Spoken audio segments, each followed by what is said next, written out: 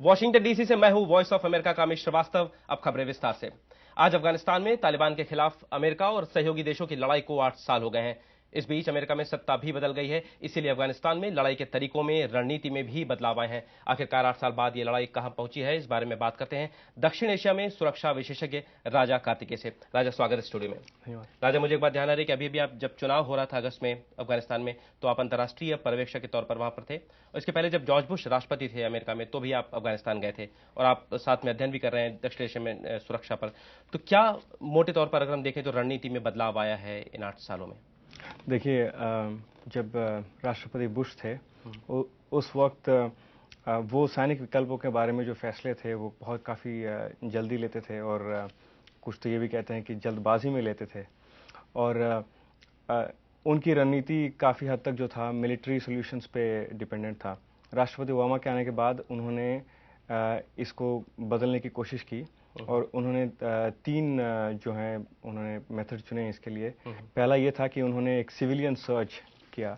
1000 के आसपास उन्होंने सिविलियंस को भेज के जो वहाँ पे डेवलपमेंट है एफर्ट्स हैं उस देश में, उनको बढ़ावा देने की कोशिश की।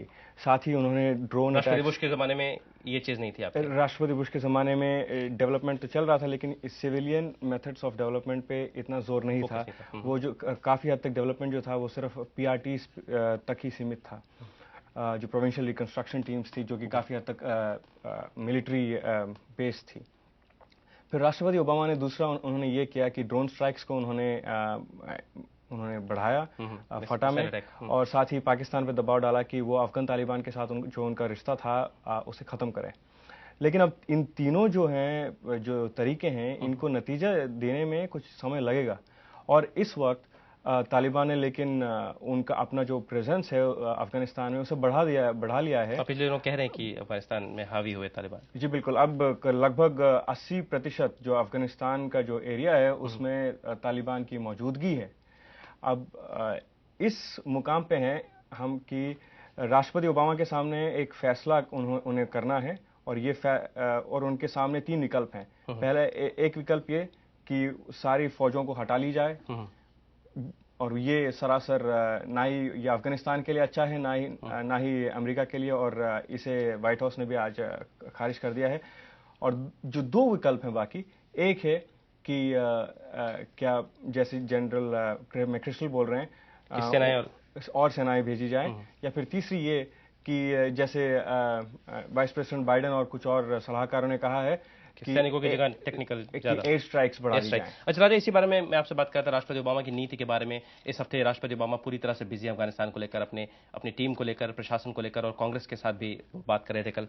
तो क्या आप जो बात कर रहे हैं ये रणनीति का उनके हिस्सा होगा, नई रणनीति जिसकी बात हो रही है, जिसको मजबूत करने की बात बार बार राष्ट्रपति कह रहे हैं? देखिए, जो सेनाएं भेजने की जो बात है, ये हमेशा आखिरी विकल्प होता है किसी भी राष्ट्रपति के लिए, किसी भी हेड ऑफ स्टेट के लिए। आसान नहीं है फैसला लेना, और ये फैसला आसान नहीं है, क्योंकि और लगभग 30 से 40 हजार सेनाओं की जो मांग है, अगर ये पूरी करते हैं तो आप अफगानिस्तान में अमेरिकी फौज जो है लगभग दुगनी हो जाएगी। अच्छा, इस पर तो बात चल रही है। अभी रक्षा मंत्री रॉबर्ट गेट्स ने एक बहुत जरूरी बात जॉर्ज वॉशिंगटन यूनिवर्सिटी में कही। पहले सुनते हैं कि उन्होंने क्या कहा। Because of our inability and the inability, frankly, of our allies to put enough troops into Afghanistan, the Taliban do have the momentum right now, it seems. तो आपने सुना राजा कि उन्होंने कहा कि चूंकि सैनिक पर्याप्त नहीं दे पाए हम और हमारे सहयोगी दल, इसलिए तालिबान ने गति बढ़ा ली, मोमेंटम गेन कर लिया। तो क्या कहना चाहते हैं, इसका क्या इम्प्लीकेशन होगा? देखिए, मुझे तो यही समझ में आ रहा है कि सेक्रेटरी गेट्स भी जनरल मैक्रिस्टल के साथ सहमत हैं कि और सेनाएं भेजनी चाहिए, लेकिन वो खुलेआम ये नहीं कहना चाहते हैं, और वो राष्ट्रपति ओबामा पे छोड़ना चाहते हैं ये जो फैसला है, क्योंकि ये बहुत ही अहम फैसला है और फौजों के भेजने की बात जो है।